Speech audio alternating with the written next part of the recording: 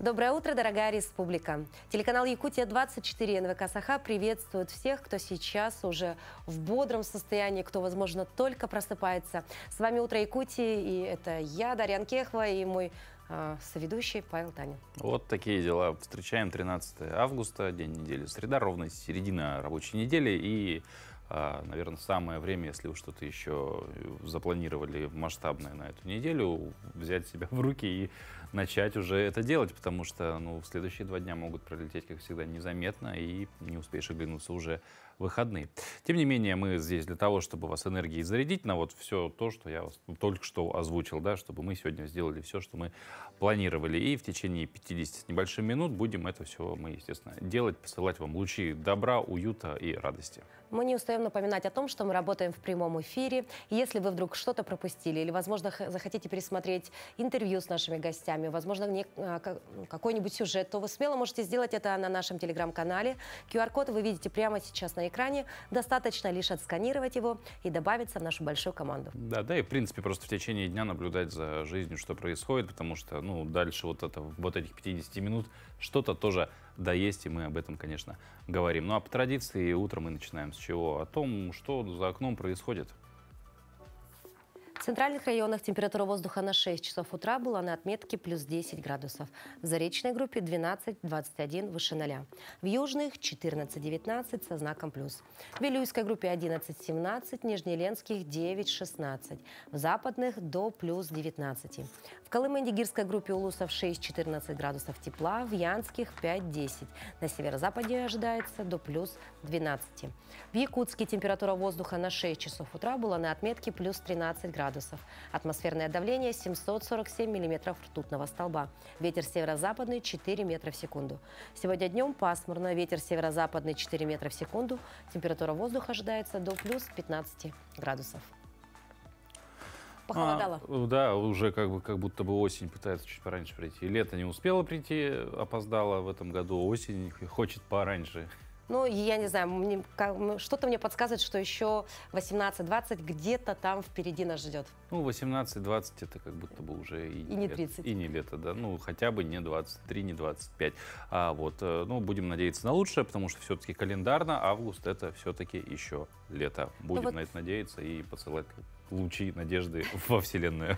А сейчас не будем уже прям посылать их. Мы можем сейчас посмотреть и отправиться в жаркую страну. И посмотреть... Это чуть-чуть попозже, конечно, мы в нее обязательно отправимся, потому что сейчас наши коллеги из информационной службы только что прям звонили, говорят, дайте, мы хотим на новостях последних рассказать. И мы, конечно, кто такие, чтобы им это запретить сделать.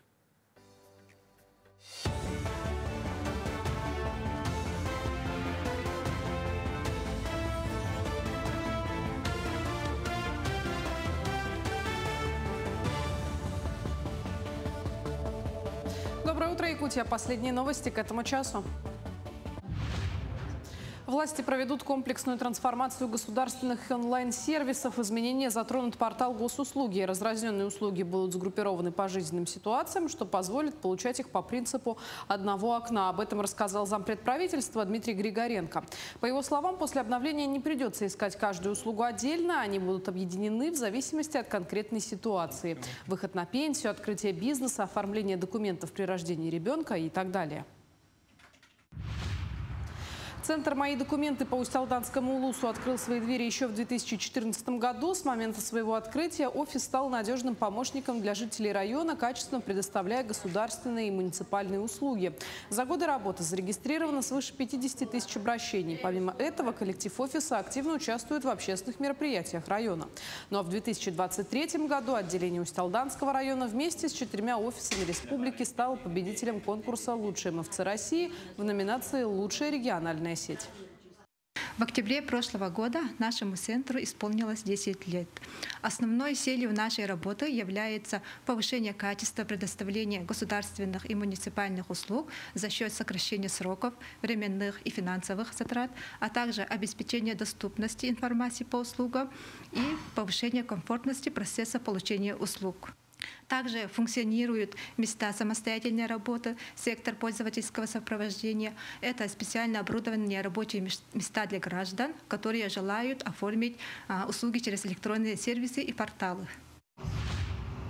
В Якутии проводится подготовка к сезону гриппа ОРВИ. На сегодняшний день лечебно-профилактические организации ведут работу по пополнению резерва необходимых препаратов и средств индивидуальной защиты. Кроме этого, отмечено, что сформировано 456 прививочных бригад. Ежегодно осенью проводятся профилактические мероприятия, включающие в себя вакцинацию населения. В этом году первая поставка прививок ожидается 15 августа. В прошлом году было зарегистрировано около 280 тысяч случаев заболевания острыми инфекциями верхних дыхательных путей среди населения. Необходимо знать, что вакцинация против гриппа защищает не от ОРВИ и простудных заболеваний, а от конкретного заболевания гриппа. Грипп – это тяжелое инфекционное заболевание, которое вызывает множество осложнений, как пневмонии, менингиты, отиты, энцефалиты. Прививка против гриппа – это основное средство массовой профилактики гриппа. Вакцинацию против гриппа проводить необходимо заблаговременно, до начала эпидемии. Оптимальным временем является с сентября по ноябрь месяц. Выход пятого Шрека перенесли еще на полгода. Компания Universal DreamWorks выпустит новую серию мультфильма не в декабре 2026, а 30 июня 2027. Это уже второй перенос даты выхода Шрека 5, который изначально планировали представить летом 2026. Причин задержки студии не привели. Шрек 5 выйдет на экраны спустя четверть века после оригинального мультфильма 2001 года, за которым последовали 3 сиквела в 2004, 2007 и 2010 годах, а также спин-оффы, в том числе про кота в сапогах. Эдди Мерфи, который озвучил осла, недавно анонсировал спин-офф, посвященный его персонажу.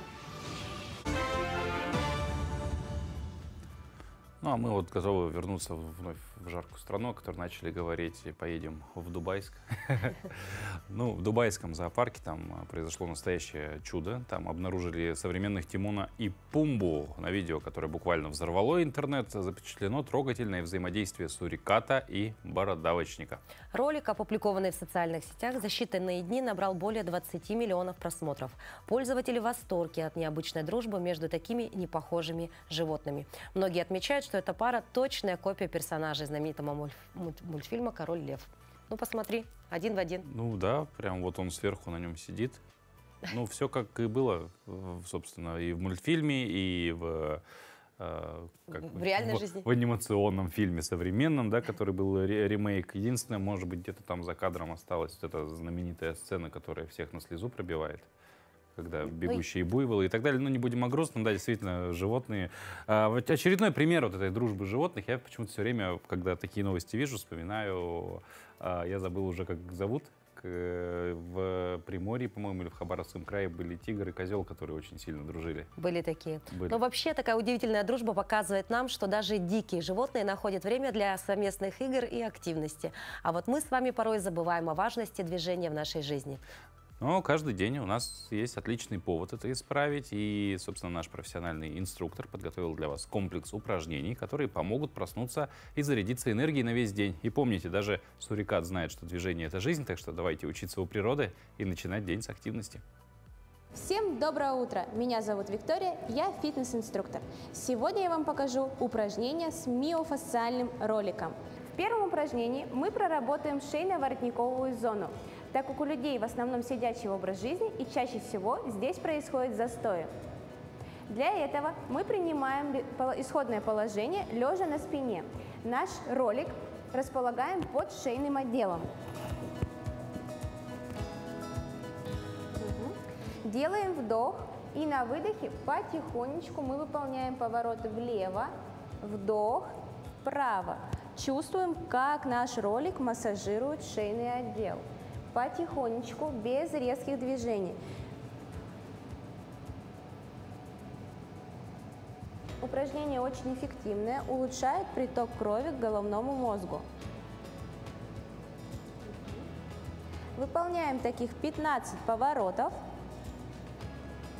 Можно выполнить 3 подхода. Следующее упражнение мы проработаем зону грудного отдела. Для этого наш ролик выводим под грудной отдел. Ножки сгибаем в коленных суставах и делаем на них упор. Поднимаем слегка таз и начинаем прокатывать зону грудного отдела от шеи до середины позвонка.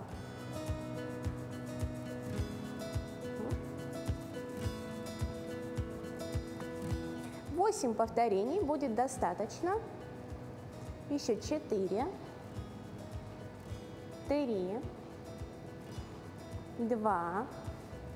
Далее мы переходим на нижнюю часть корпуса. Начинаем прокатывать от ягодичной области до колена. Руками мы делаем хороший упор, делаем вдох и на выдохе начинаем перекатываться с помощью рук. Стараемся вес всего тела направить на рабочую ножку.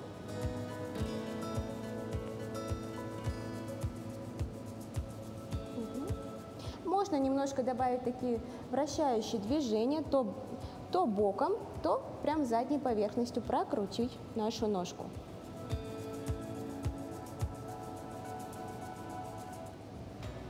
Наш ролик располагаем перед собой. Ложимся передней поверхностью бедра на ролик. Ручки в локтевых суставах согнуты. Делаем вдох и перемещаемся вперед с помощью рук. На выдох назад. Вдох вперед, выдох назад. Важно здесь держать также мышцы пресса. Животик втянут. Ни в коем случае мы не прогибаем поясничный отдел. Прокатываем так 8 счетов. 8 раз. И далее отдыхаем. 4, 3, 2, 1. На этом наш комплекс МФР роликом подошел к концу. Мы, благодаря нашему ролику, улучшили кровообращение, а также расслабили наши мышцы. Всем хорошего дня! Еще один способ поддержать активность – это спортивный туризм. И сегодня мы вам расскажем о необычном туристическом слете «Акселератор», который пройдет уже совсем скоро в окрестностях Якутска. Это не просто поход с палатками, а настоящее профессиональное испытание для молодых педагогов и наставников, которые обучают детей основам безопасности. И подробнее об этом нам расскажет директор молодежного центра «Патриот» Сулстан Владимирович Заболоцкий. Сулстан, доброе утро. Доброе. Вот. Ну, как вообще возникла идея взять педагогов и загнать их в дикую природу? Ну, конечно, это мы провели определенный анализ наших образовательных мероприятий и поняли то, что для людей, для ребят, которые усваивают материал, больше запоминается как и активный отдых, чтобы он был симбиоз с педагогическим, получается. И на фоне этого мы решили провести такое мероприятие «Акселератор», где люди на протяжении 3 дней будут получать очень важные знания. Ну и, конечно, это все будет проходить на свежем воздухе, в том числе и спортивных состязаний. Ну вот давайте поговорим о программе. Целых 3 дня. Вот Да. что будете и как будете испытывать? Ой, ну у нас получается там насыщенная программа. Мы обязательно сделали это, ну не то что выживание, это прямо так слишком грубо говоря. Просто хотелось бы сказать то, что у нас там будет несколько испытаний. Это, конечно, спортивная эстафета, это ориентирование на местности, это перетягивание каната. Ну, еще самое обычное, то, что мы удивились, это состязание на стене Коркина. Стена Коркина — это очень... Сложно. Да, ну, не то, что сложный, но просто когда мы спрашивали, какие нужны правила, судьи и тому подобное, оказывается, соревнования по такой дисциплине вообще не существует. Есть только, оказывается, упражнения. Да, поэтому у нас есть олимпийские чемпионы, которые благодаря Дмитрию Петровичу Коркину, который создал эту стену, люди конкретно увеличивают нагрузку на руки, на спину, ну и вообще на свое спортивное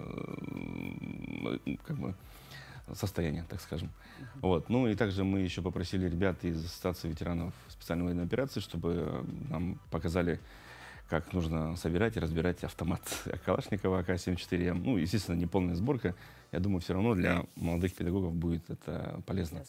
Ну и как бы на такое, мы думали, как бы сделать, да, выбирали долго. Может сделать какое-то, военно-тактическое такое мероприятие. Ну и пришли к выводу, что страйкбол на свежем воздухе будет идеально подходит. Ну и тем более он как-то близок к реальным боевым мероприятиям. Опять же, да, подчеркнем, что речь идет о педагогах, которые, так понимаю, основа безопасности жизнедеятельности, всем известный ОБЖ, и поэтому, опять же, какие навыки, уже вкратце мы раскрыли, да, этот момент, какие навыки будут приобретены в ходе акселератора? Да, смотрите, вот в ходе слета ну вот педагог, да, что получит? Он получит, между прочим, очень важная составляющая, которая пригодится на всю жизнь. Это работать в команде.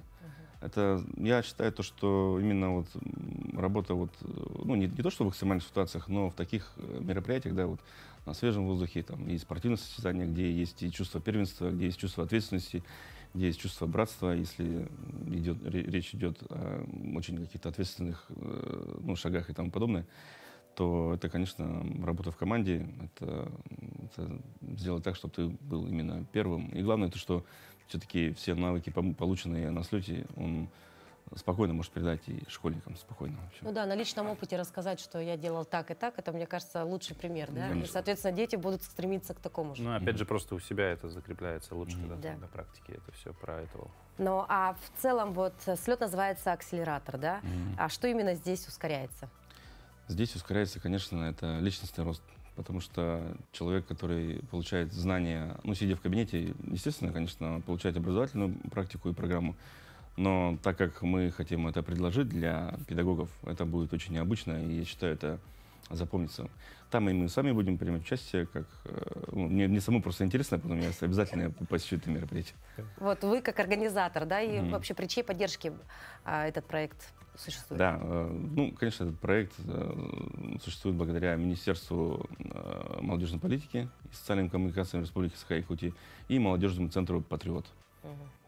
А возможно ли зрителям прийти, допустим, понаблюдать, поболеть за своих педагогов? Ну, дети, наверное, придут, может быть, с плакатами, или это все в таком закрытом пространстве? Ну, это в таком, я бы сказал, не то, что закрытом, да, но все-таки в отдалении будет. Это не прямо так, что прийти в спортзал, поболеть, там все-таки сложновато будет где-то куда-то выехать на природу. И, Локация. да, локация такая, в общем. Мы там специально выбирали место, чтобы именно чтобы люди жили в палатках, чтобы у нас было спортивное ориентирование, чтобы у нас было как-то... Всё рядышком. Да, ну, как бы...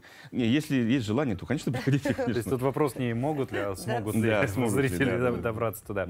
Вот кроме этого туристического слета, какие еще интересные проекты у молодежного центра «Патриот» в августе намечены, может быть? Да. Ну, кстати, я хотел бы сказать то, что мы сейчас проводим мероприятие. У нас август очень загруженный месяц. У нас так, по программе, если посмотреть, у нас тут летний арт-фестиваль, который у нас проходит в течение месяца. Ну, вот, 3 дня, да, получается. 2 августа у нас прошел в парке.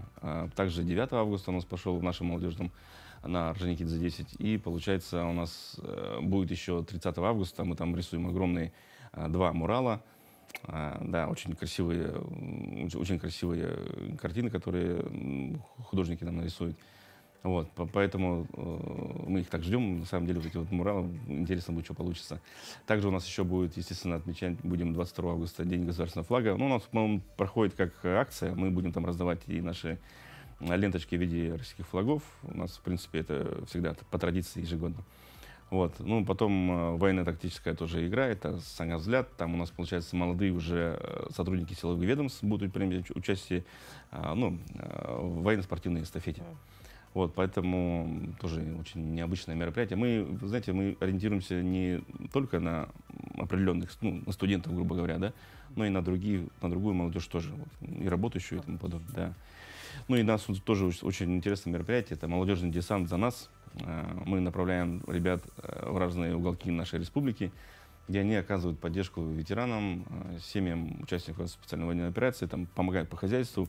Ну и, конечно, они там встречаются с молодежью, обмениваются каким-то опытом и тому подобное. А в молодежный центр можно попасть? Или у вас уже очень много волонтеров? Или добровольцы, может, сейчас захотят, увидят волонтеров, захотят стать членом вашей большой семьи? Мы так и так работаем в направлении добровольчества с волонтерами. Но если есть желание, то, конечно, без проблем. То есть добро пожаловать в молодежный центр «Патриот». Конечно, конечно. Ну, спасибо большое за эту беседу. Надеемся, что слет пройдет. Самое главное, что участники получат удовольствие в первую очередь. Да, спасибо большое, что пригласили. Ну, а мы продолжаем, да. Ну, как бы, знаете вообще, в принципе, что объединяет поход в лес и работу в саду? Ну, правильно, это любовь, в первую очередь, наверное, к природе и забота о ней. И пока одни будут наслаждаться отдыхом, прокачивать свои навыки на свежем воздухе, другие уже готовятся к новому сезону садовых работ. Сегодня как раз об этом мы поговорим в нашей постоянной рубрике. В частности, поговорим о том, как правильно готовить свой огород к осени. Ну и сейчас, конечно, сезон также для дачников очень важный. И наш эксперт расскажет, какие удобрения лучше выбрать и когда их лучше вносить, чтобы следующий сезон порадовал богатым урожаем. Доброе утро. В рубрике «Сад-огород» сегодня я расскажу про удобрения, что сейчас актуально. Дело идет к осени, поэтому первое, что надо понять, есть азот, фосфор, калий. Это основные элементы питания растений. Азот больше необходим в первую половину лета, так как это строительный элемент на зеленую массу растений. Сейчас же нужен фосфор и калий. Соответственно, какие удобрения есть? Есть монокалий фосфат. Отличное удобрение в том плане, что оно относительно новое, легко разводится и легко усваивается растениями. Это именно на плодоношение, на рост плодов, на завязывание и так далее. Далее идем, что он не всегда бывает в наличии, соответственно, потому что один из самых лучших. Также есть борофоска. Тут уже бор, но также нет азота, есть фосфор и калий. Но она разводится хуже, поэтому лучше разводить сначала в теплой воде на малом объеме, потом доводить до объема 10 литров. Также есть отдельно калий и отдельно суперфосфат. Гранулированный или двойной, тут они для разных растений по-разному. Это гранулированный, одинарный. Он хорошо идет, например, под капусту. Вы можете их смешивать, а также сульфат калия, сам калий, он очень важен для многолетников под осень. Например, в конце августа, в начале сентября им поливаете, и усиливается зимостойкость растения, иммунитет. Также есть удобрения не только в сухой форме, но и в жидкой.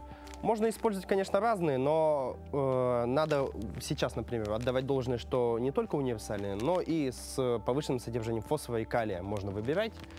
Они бывают самые разные, смотря под какие растения. Есть отдельно для огурцов, для ягодных и так далее.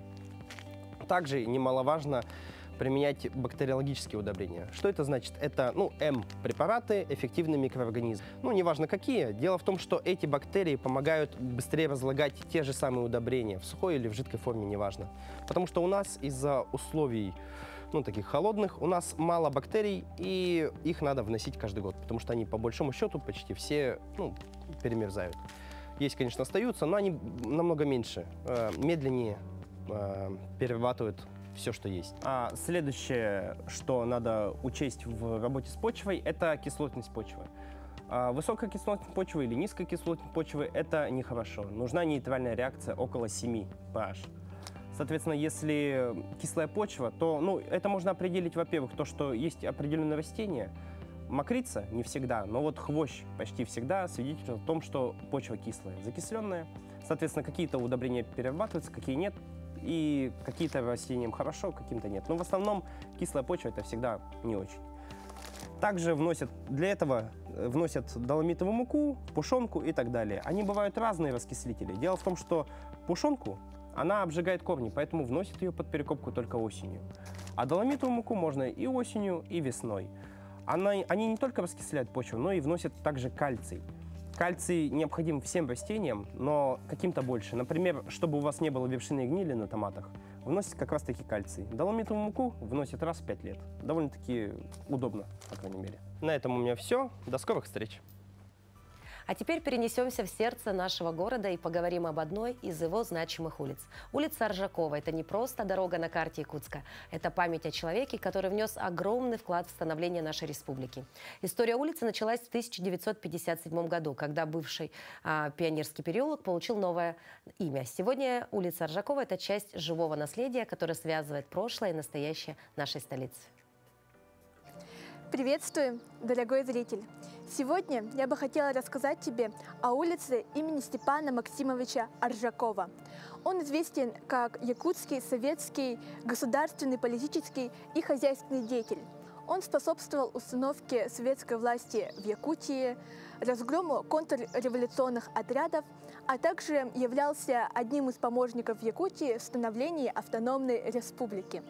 На данный момент на улице Оржакова вы сможете увидеть жилые дома, индивидуальные предприятия, степную думу и сквер имени Оржакова.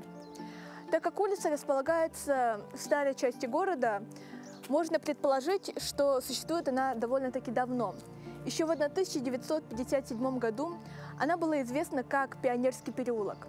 Здесь есть некоторые интересные возведения. Например, статуя настильщика Чурочной мостовой или же памятник самому Степану Максимовичу Оржакову. Дом художника Валериана Романовича Васильева, который был построен в конце XIX века, а в 2009 году воссоздан и реконструирован. Отдельно хотелось бы выделить здание Степной Думы. Это балаган, воссозданный и реконструированный по историческим чертежам. Он имеет резные детали, якутская традиционная сэргэ во дворе и крышу, украшенную фигурками людей и лошадей. В свое время Степная Дума занималась переписью населения, расклада, сбором налогов, учетом всех сумм и имущества общественности, а также организацией грузоперевозок на Дальний Восток и распространением земледелия. Контора Степной Думы просуществовала всего 10 лет и была закрыта в 1838 году. Вот такая интересная и необычная улица есть в нашем городе. Мне было очень интересно собирать информацию для сегодняшнего выпуска, и я была очень рада поделиться ей с вами. Спасибо всем большое за внимание и до скорых встреч! Ну а мы перенесемся из Якутска во Владивосток. Там талантливая мастерица продолжает традиции народного искусства в современном ключе. Ее матрешки – это удивительное переплетение классической русской игрушки с самобытной культурой народов Севера. Художественный синтез в работах отражает глубокую связь между разными культурами. Используя традиционные мотивы орнаментов коренных народов, она создает уникальные произведения, которые становятся мостиком между прошлым и настоящим. Каждая матрешка – это маленькая история, рассказанная языком ярких красок и узоров. Ее квартира больше похожа на музей. Вместо привычных предметов быта на видном месте картины и матрешки. Матрешки, кстати, необычные. Это красавицы коренных малочисленных народов Крайнего Севера и Дальнего Востока. Вот это эскимоска, это ивенка, удыгейцы, чукотская матрешка, вот, которая недавно победила. Я всегда любила матрешек и рисовать любила. И вот мне захотелось нарисовать вдруг людей, которые меня окружают. Поэтому я начала вот с этих вот ивенских матрешек. Одна из красавиц, чукотская, вошла в число победителей в конкурсе самых красивых матрешек, который проходил в Сергиевом Посаде. Участвовали 700 расписных кукол. В номинации «Улыбка» и вовсе стала лучшей. Самое сложное в росписи матрешек – это создать единую композицию, рассказывает Елена, чтобы все детали гармонично смотрелись друг с другом. Я расписываю полностью костюм. Он немножко, он стилизован, конечно, он аутентичный, но стилизация есть. Вот чуть-чуть я добавляю яркости, чтобы это было все-таки это кукла, она должна быть нарядная. То есть в тундре вот такой бисер не будут надевать, потому что он будет, высыпется. Елена Яшкова до переезда во Владивосток 35 лет прожила в Магаданской области. Ее до сих пор вдохновляет природа северных широт, аутентичность, местные орнаменты, ну и, конечно, люди. В ее картинах нет вымышленных персонажей, все реальные. Они такие улыбчивые все, несмотря на холод, несмотря на суровые условия. Ну вот расскажите про это. Там на севере люди очень улыбчивые, там угрюмых лиц нет вообще. Климат холодный, жестокий, а люди очень жизнерадостные. Да, там хохот, если общаешься с этими людьми, там хохот стоит постоянно. К слову, этнографическое искусство здесь не только на стенах, но и даже на полу. Его тоже расписала Елена. Если на стенах можно увидеть арктические мотивы представительниц северных широт, то на полу посмотрите: солнце, африканки, краски и дивные птицы. И все прекрасно уживаются в этой квартире в центре Владивостока. Улыбчивые чукчи, юкагиры, удыгейцы, ивены, ульчи, африканцы и даже чопорная сиамская кошка Мася. Улыбается, правда, редко, но и простительно. Гуля Алхасова, Руслан Мартынычев, «Панорама». Ну а мы переходим уже к такому вопросу более природного характера. Да, это путешествия, возможно, даже по бездорожью. Да. К основным эксплуатационным качествам любой машины многие относят его именно проходимость, говоря про поездку по бездорожью. Захотел при этом на рыбалку в места, где не всякий человек пешком пройдет. Захотел подальше в лес по грибы и ягоды, что, кстати, сегодня очень актуально. И многие выбирают именно внедорожники в качестве основной машины. Сегодня у нас на обзоре от ретро-музея родоначальник этого класса. Правда, некоторые, привыкшие к тому, что внедорожники — это такие огромные машины, могут смутить его размеры. Как и многие гражданские вещи, легкие внедорожники имеют сугубо военное происхождение. Но для этого перенесемся назад на 85 лет. В мире идет Вторая мировая война, и многие воюющие армии осознают необходимость в легком транспорте для нужд именно переднего края, проходимом, надежном и ремонтно-пригодном полевых условиях. Прототипом родоначальника класса джипов автомашины Willys стала модель Bantam BRC-40, который неожиданно выиграл армейский конкурс в Америке в 1940 году. Одним из основных требований стала именно легкость до 250 кг груза. Но сразу запускать успешный прототип капиталистической Америки не стали, а сначала подвергли его доработке силами компании Willys Overland. И это название навеки вошло в историю вседорожного автомобилестроения. Willys Quad так изначально назывался маленький юркий джип с минимумом комфорта, который мог перевозить номинально троих, прямой намек на полный привод. Но серийным джип стал под названием Willys MB. Примечательно, что другая акула бизнеса Ford Motors также не остался в стороне и прикупил лицензию на маленький джип, чуя мегаприбыли под собственным названием GPW, созвучно, правда, слову «джип».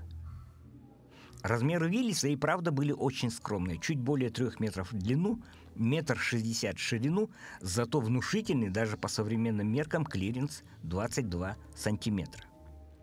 Обратите внимание, что в 40-е годы к термину «проходимые шины» относились чуть по-иному. Это не широченные современные шины, а узкие зубастые фрезы, которые отлично себя показывают именно по размытым дорогам, песку и снегу.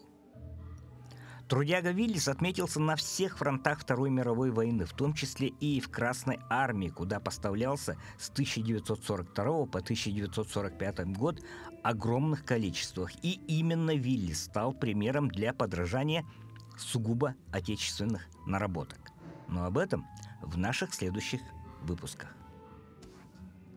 Ну, а сегодня 13 августа, и мы продолжаем наш утренний эфир. И хотелось бы отметить, что именно сегодня отличный день для того, чтобы позвонить старым друзьям или организовать встречу, например, с одноклассниками. А какой повод? Все очень просто. Сегодня отмечается День встреч. Этот неофициальный, но очень душевный праздник появился как напоминание о том, как важно поддерживать связь с близкими людьми. У праздника нет конкретного основателя, но его идея проста и прекрасна. В современном мире мы часто забываем о ценности живого общения, и цель праздника — напомнить нам о том, как важны искренние отношения и теплые встречи с дорогими людьми. Пикник на природе, сбор за семейным столом или просто звонок тем, по кому скучаете. Любая форма общения сегодня будет уместна. А далее узнаем о других памятных событиях и праздниках, который отмечен сегодняшний день в календаре.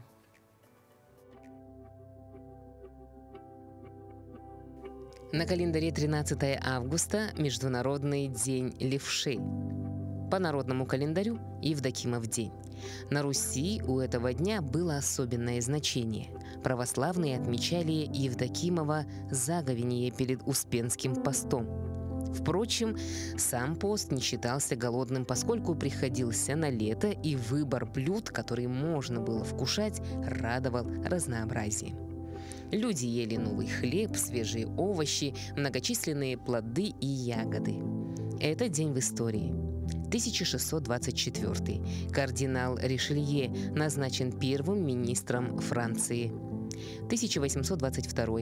Император Александр I подписал рескрипт о запрещении тайных обществ и масонских лож.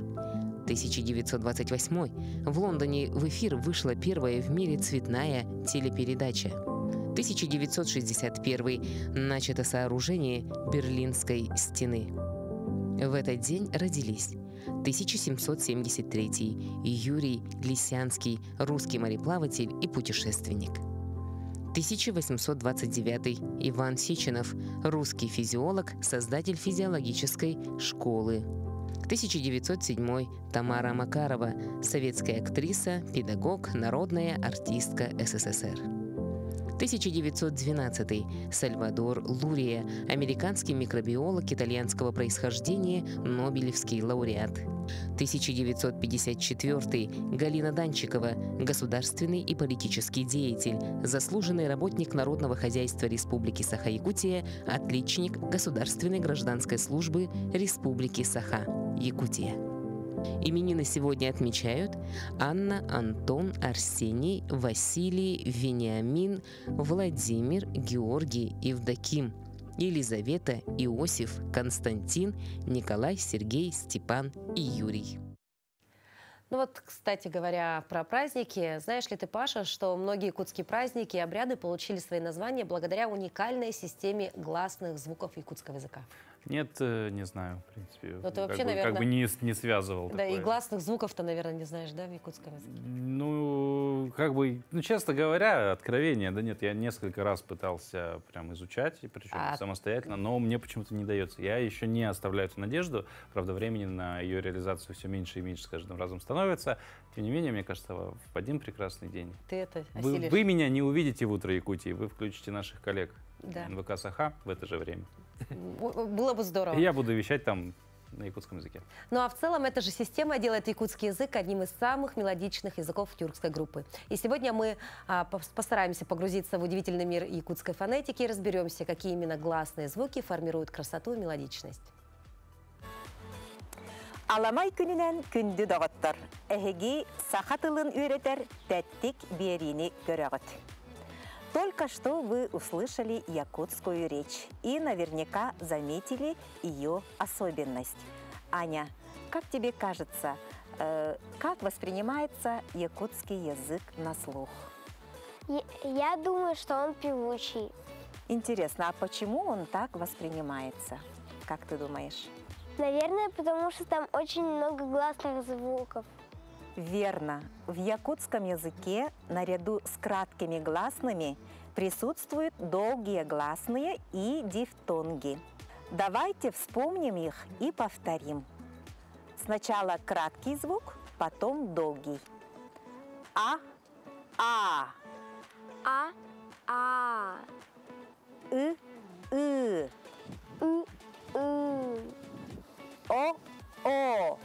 О.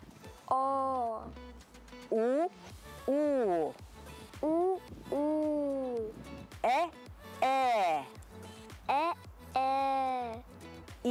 И.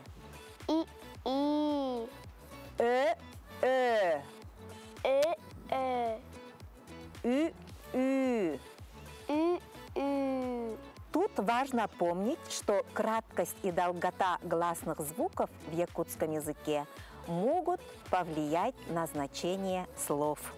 Поэтому слушаем примеры и повторяем. Хас. Сколько копать? Хас. Коротко надо. Хас. Хас. А теперь с долгим звуком. Хас.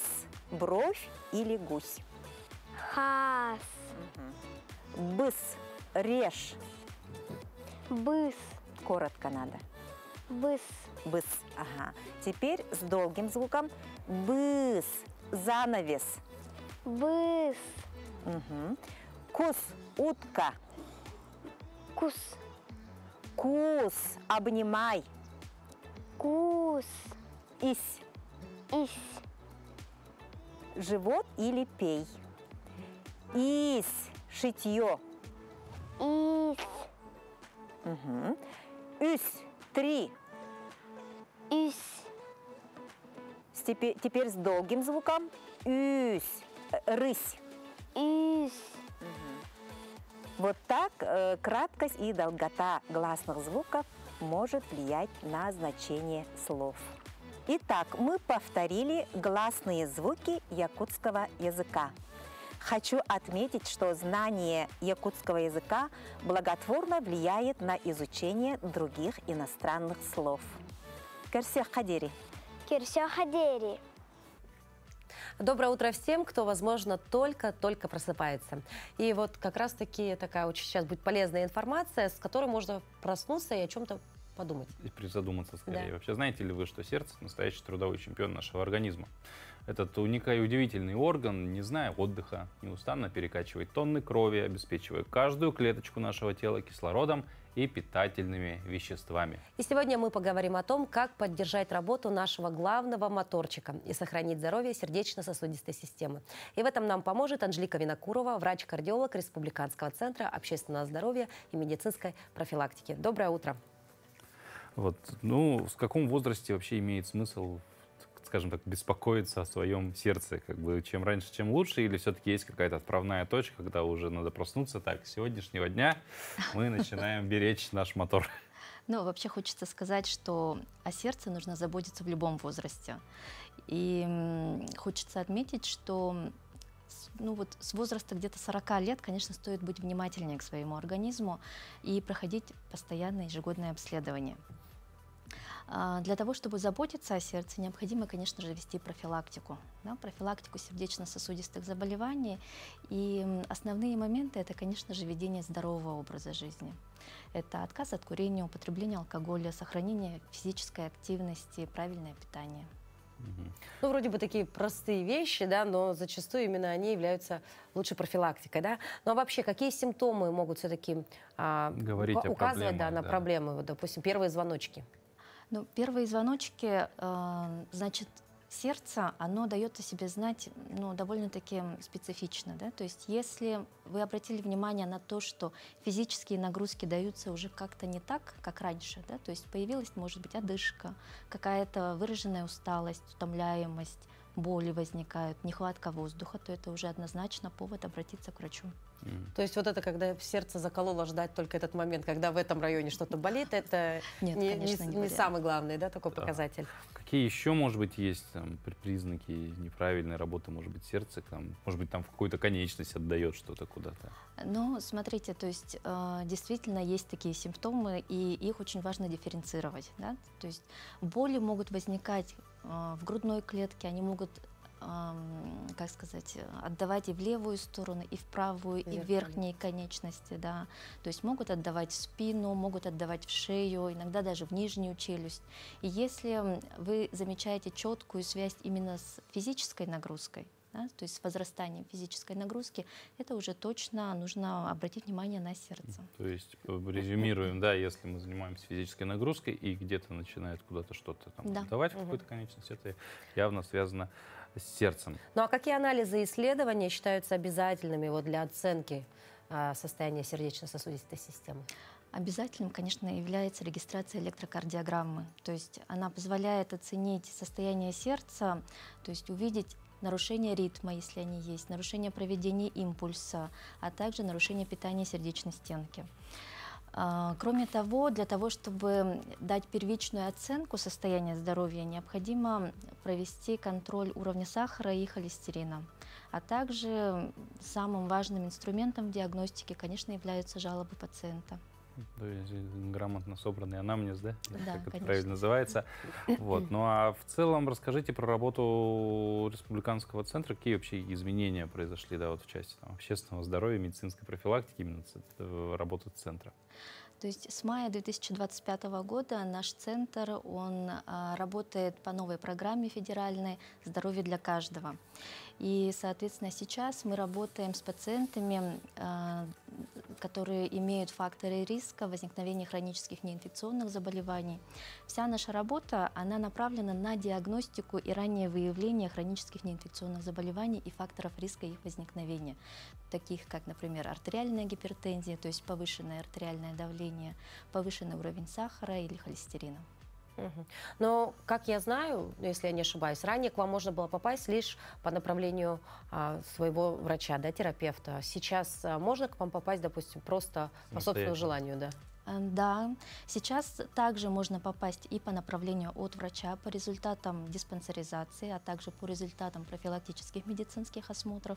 И кроме этого, каждый желающий может записаться самостоятельно через нашу регистратуру по номеру телефона 50 88 18 или же по нашему адресу Бестужева-Марлинского, 1. Вот говоря про, наверное, мотивацию посетить, ладно, когда доктор направляет, да, лечащий врач из поликлиники, не обязательно терапевт, может быть, кто-то другой специалист, а вот мотивация самостоятельно центр посетить, то есть, может быть, как-то методы диагностики отличаются или в чем разница, допустим, от посещения поликлиники? Да, конечно. То есть у нас, получается, есть уникальные методы диагностики. Да? Основным нашим инструментом является это аппарат МИДАС. То есть с его помощью мы можем оценить состав тела, соотношение жировой, скелетно-мышечной ткани, оценить состояние костной ткани. И по результатам этой биопедансометрии, то есть так называется исследование, можно выявить скрытое ожирение, можно выявить недостаток скелетно-мышечной массы, недостаток костной массы. Кроме того, для курящих лиц у нас проводится спирометрия и анализ, диагностика аппаратом Smoky Laser. То есть благодаря этим исследованиям, по результатам их, мы можем выявить нарушение вентиляции легких, а также наличие гипоксии тканей у курящих людей. Возвращаясь все-таки к вашей специфике, да, проводите ли вы специальные акции или какие-то программы для профилактики сердечно-сосудистых заболеваний? Но мы участвуем в акциях, которые организованы Министерством здравоохранения Республики. То есть сейчас параллельно идут две акции. Одна из них уже ставшая традиционной «Добрый вечер, доктор». То есть она проводится у нас в городе, на главных площадях нашего города. С 5 до 9 вечера каждый желающий имеет возможность пройти диспансеризацию. Это на Комсомольской площади, площади Победы, на площадках возле торговых центров «Оригинал», «Симур», «Прометей». Помимо этого сейчас проходит акция «Здравосмотр», то есть это более масштабная акция. Она у нас проходит по всей республике, и подробную информацию по улусам можно посмотреть на сайтах центральных районных больниц.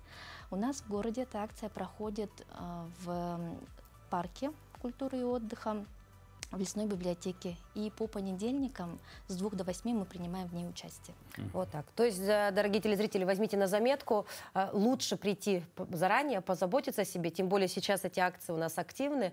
И обязательно... И тем более, что профилактика – это лучшее лечение. Анжелика, вам спасибо большое, удачи в вашей работе, просто хорошего дня желаем. Спасибо. Ну и передаем тем временем слово нашим коллегам из информационной службы. Они готовы вновь рассказать нам о последних новостях.